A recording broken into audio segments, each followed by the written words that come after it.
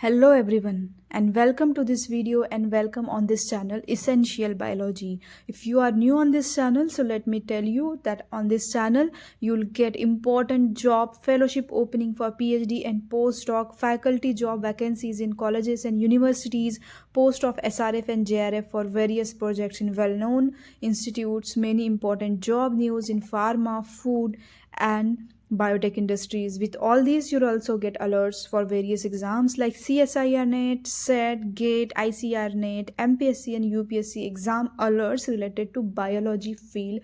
And with alerts, you'll also get videos to prepare to this for these exams.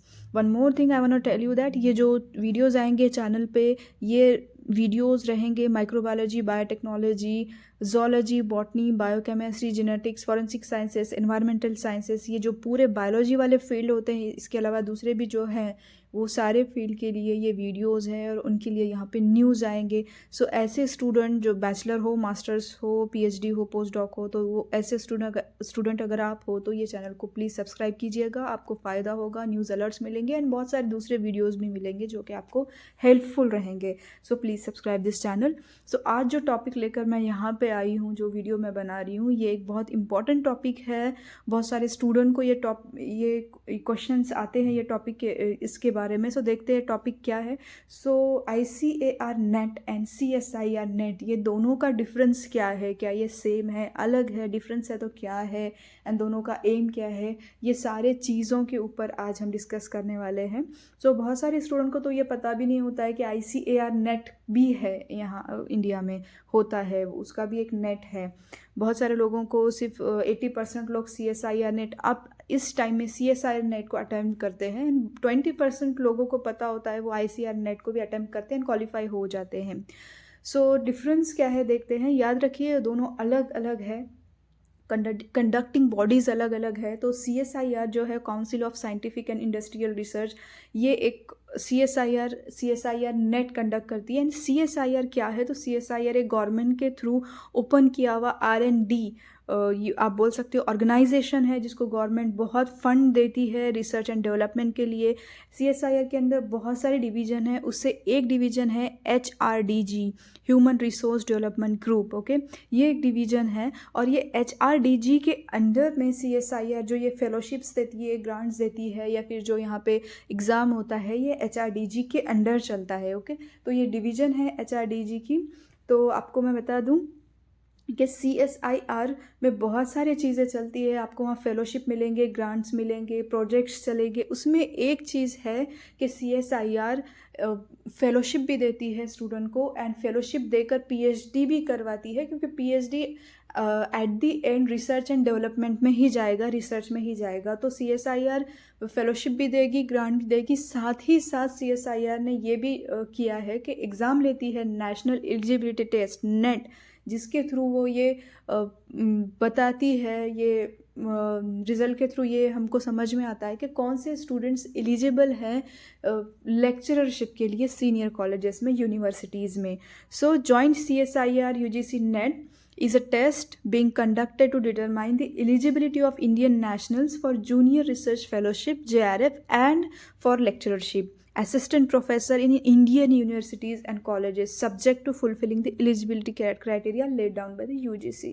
Okay, अगर आप net पास हो जाते हो, अगर आपको PhD ना भी करना हो, अगर आप नेट पास हो जाते हो CSIR का, तो आप असिस्टेंट प्रोफेसर के रोल में आप लग सकते हो यूनिवर्सिटीज़ में. ओके, तो ये है CSIR नेट. आप ऑल ओवर इंडिया आप यूनिवर्सिटी ज्वाइन कर सकते हो. लेकिन ASRB नेट क्या है या ICAR नेट क्या है, तो आप एक बात ध्यान में रखिए कि ICAR नेट को ही ASRB नेट बोला जाता है.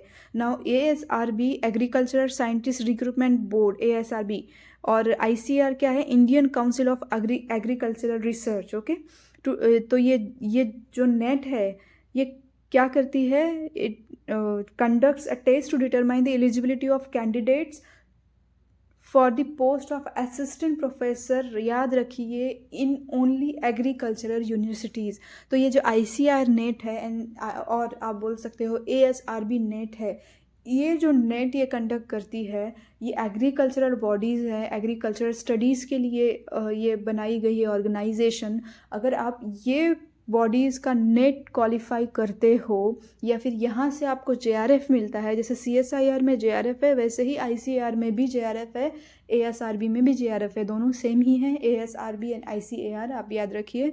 सो अगर यहाँ से आप JRF लेते हो तो आपको PhD करने का मौका मिलेगा, आपको फंड मिलेंगे, फेलोशिप मिलेंगे, लेकिन आपने सिर्फ एग्री वाले यूनिवर्सिटी में एडमिशन लेना है और एग्रीकल्चरल फील्ड का रिसर्च करना है। ओके, सो ये है ICAR। अगर ICAR का अगर आप नेट क्वालिफाई करते हो मतलब कि आप एलिजिबल हुए हो असिस्टेंट प्रोफेसर की पोस्ट के लिए, लेकिन ओनली इन एग्रीकल्चरल यूनिवर्सिटीज़।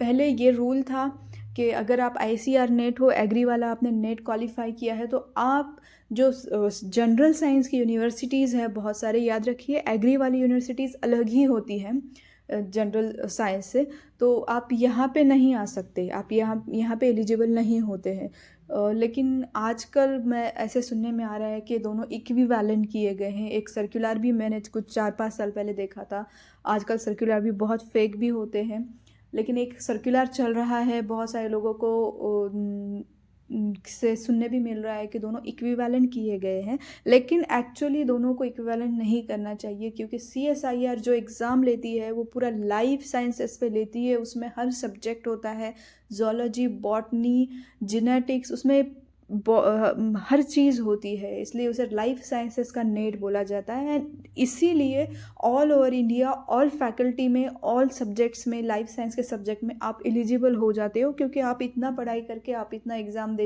पढ़ाई करके आप एग्ज़ाम पास कर जाते हो।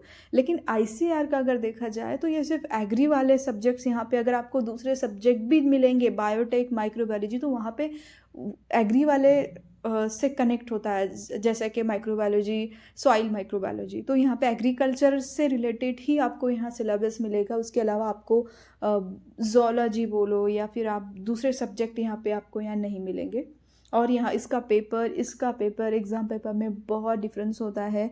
यहाँ पे बहुत सिंपल पेपर होता है ICAR एंड CSIR का बहुत टफ पेपर होता है, तो दोनों का इक्विवेलेंट होना ये तो बहुत गलत है।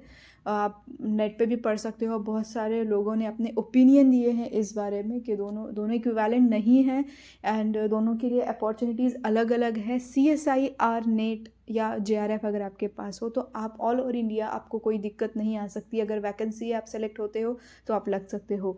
ICAR नेट अगर आपके पास है तो आपको वहाँ प्रॉब्लम आ सकती है। ICAR को इतने लोग एक्सेप्ट नहीं करते हैं जितना कि CSIR नेट को एक्सेप्ट करते हैं। नेट या फिर आप JRF बोल सकते हो। अगर ICAR नेट अगर आपके पास हो तो आप एग्री यूनिवर्सिटीज़ में जा सकते हो। सो ये डिफरेंस है दोनों में, दोनों अलग अलग एग्ज़ाम हैं। ICAR एक बहुत ही सिंपल एग्ज़ाम है, आप जा सकते हो, एग्ज़ाम दे सकते हो। अगर इक्विवेलेंट है तो आप फ़ायदा ले सकते हो। अगर इक्विवेलेंट है ही दोनों तो मैं तो बोलूँगी कि CSIR के बजाय सब लोगों ने ICAR ही एग्ज़ाम देना चाहिए, क्योंकि दोनों में बहुत फ़र्क है। ये बहुत सिंपल है, ये बहुत हार्ड है, तो आप क्यों हार्ड के पीछे पड़ोगे, सिंपल के पास जाइए। अगर इक्विवेलेंट है तो ICAR नेट क्वालिफाई करके आप जॉब पे लग सकते हो, मेरा ये ओपिनियन है। क्योंकि क्यों इतना टेंशन लेना अगर दोनों इक्विवेलेंट है तो। बहुत सारे लोग 15-15 अटैम्प्ट देकर भी क्वालिफाई नहीं होते CSIR, तो उससे अच्छा अगर दोनों इक्विवेलेंट है, दोनों चल जाते हैं असिस्टेंट प्रोफेसर की जॉब के लिए, तो ICAR इज़ बेटर ऑप्शन मेरे हिसाब से। तो डिफरेंस है, लेकिन याद रखिए CSIR हमेशा से बेटर रहेगा आपके करियर के हिसाब से, क्योंकि रूल्स चेंज होते रहते हैं। आज इक्विवेलेंट बोला जा रहा है, कल बोलेंगे नहीं इक्विवेलेंट नहीं है। जैसे कि अभी आप देख रहे हो बहुत सारा चल रहा है, PhD, non PhD, qualified, non qualified, तो इससे अच्छा है CSIR क्वालिफाई कीजिए, आपके पास सर्टिफिकेट रखिए ना, आप हमेशा फ़ायदे में रहोगे। सो ये वीडियो था, एक शॉर्ट वीडियो था ICAR एंड CSIR नेट के बारे में। दोनों के फॉर्म अलग अलग आते हैं, बॉडीज़ अलग अलग है, एग्ज़ाम अलग अलग है, पैटर्न अलग है, सब्जेक्ट अलग है, अपॉर्चुनिटीज़ अलग है। सो याद रखिए। Thank you.